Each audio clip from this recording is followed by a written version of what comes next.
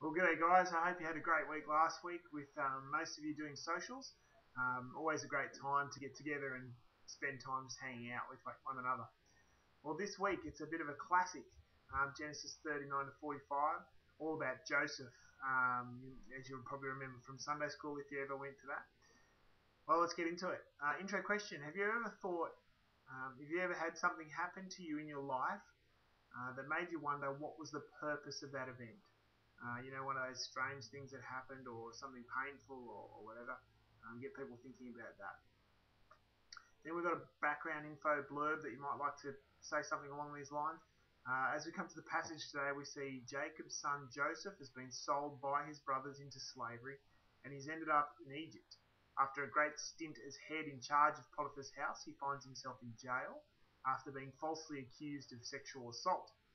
After a long stretch in the big house, through a remarkable chain of events, God made it possible for him to be in charge of the whole of Egypt under Pharaoh. His role was to prepare Egypt for 7 years of famine after 7 years of abundance. And we come back to the account where the world is in the grip of drought. We're reading from chapter 42. First question asks, so read chapter 42. And there's heaps of reading today, okay? So try not to spend too long on each question. Question 1, how do the brothers and Jacob respond to the events that were taking place? So especially look at verse 21, 22, 29, 35, 36, those details there that I've got on there. We see the brothers respond in fear. They believe that they're being punished as a result of their sin against Joseph. And you see that through those verses. Quite an interesting response to what's happening. When we're behind the scenes, we can see what's actually happening, but for them, all they see is trouble and hardship, and they can only assume that they're in trouble with God. Second question asks, what's really happening to them? Well, as each event takes place, the brothers and father rightly fear that they're being punished, but each stage they're actually being blessed by God, which is quite incredible, isn't it? Through Joseph, they're being cared for with food and grain. With the return of their money. They can't yet see the hand of God in saving them through their brother Joseph because they don't know it's him. Question 3 asks, have you had a similar experience that an event or time in your life have seemed like a complete disaster but in fact is part of God working out his plan for your life? It's hooking back into the intro question, but also just getting us thinking, yeah, when does that happen to me?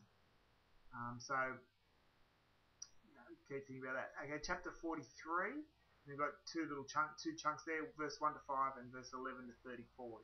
Okay, well, how do you think you would feel if you were in the brother's circumstance? How would you feel about being in that situation that the brothers are in chapter 43? Pretty tough situation to be in. But, you see the way that God works through it despite that. So chapter 43, 1 to 5, we'll see that they go back there. They have to take their son, their youngest brother, Benjamin, otherwise they'll be in trouble. They won't get their other brother out of jail. They won't get any food. So you can understand them being nervous. And then question 5 asks, what do we learn about God's role in this event? Now see, especially have a look at verse 14 and verse 23. Gives us a bit of a hint. We get a general, we can pick up generally the way God's working through this event, but there we have two references to God, where Israel, Jacob, talks about him, and so does the steward.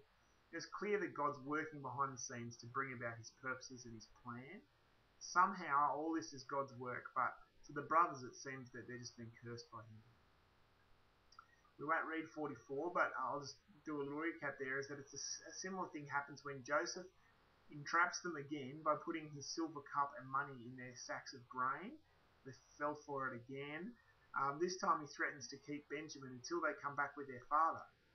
But they beg for mercy as they know that the news of Benjamin being captured would kill Joseph, would be the end of him, of Jacob, of Israel. And that leads us to chapter 25.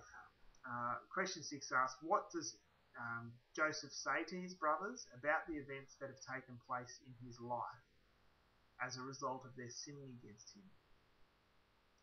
It's quite an amazing response. I mean, Joseph breaks down, cries in front of his brothers, sends everybody out and cries in front of them, tells them who he is. But then an amazing and gracious response to the brothers who first of all wanted to kill him and then sold him off as a slave instead. He says, "Don't be distressed, don't be angry with yourselves. God sent me to Egypt to prepare the way for you and to save your lives by a great deliverance." You know, basically saying it wasn't you who sent me to Egypt, it was God who sent me here. It was part of God's plan. That is a remarkable response by him. So we find out a lot about Joseph and his understanding of the circumstances that led him to be where he is. Question 7 asks, what do we learn about God from this event? Well, we learn that he's a trustworthy God, even in great hardship. He's an all-powerful God, that he brings about his plans through the sin and rebellion of people. Even despite that sin and rebellion, he uses that. That he is trustworthy. And it's a remarkable trustworthiness that Joseph, it's that trustworthiness that Joseph hangs on to. Question 8. What do we learn about the way we should respond to events that happen in our lives? This is a good question because we're all going to face difficult times in our life. It's a promise in the Bible for us that as Christians we will suffer. And how we respond is key to that. So have a look at Romans 8:28 there. That verse talks about how God is working for the good of those who love him. Romans 8:28 says, and we know that in all things God works for the good of those who love him, who've been called according to his purpose. So God's doing the very same thing in our life as he was doing in the life of his people.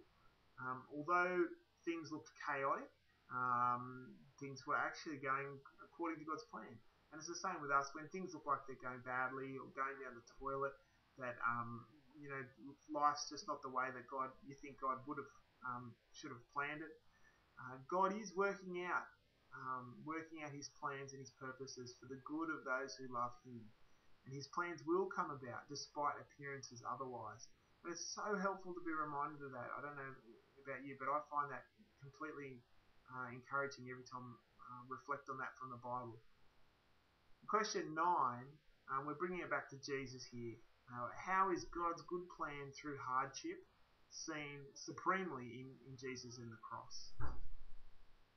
That's reflecting on what Christ has done for us, how it is that the incredible hardship that Jesus suffered, and how that is part of and was part of God's plan. And I've got some verses there for you to have a look at.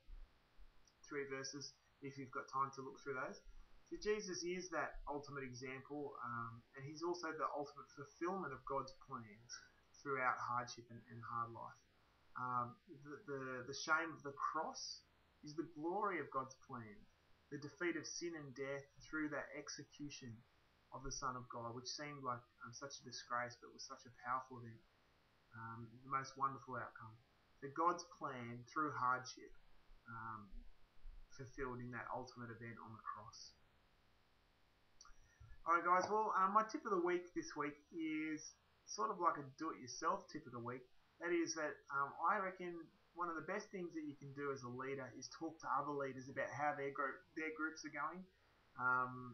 Just how you're going, what have you found helpful, sharing things that prayer points together, you might want to pray together, sharing ways that you've found things to be helpful, asking for advice, what do I do about this situation, without breaking confidence, but if you're finding people don't work well together, or how do I keep things interesting, or whatever, ask other guys, spend some time, just chat about it, 10 minutes at church on Sunday, have a look for another growth group leader and spend some time, or on Saturday night, spend some time asking them about how home group's going, how growth group's going, and have a yarn with them about it.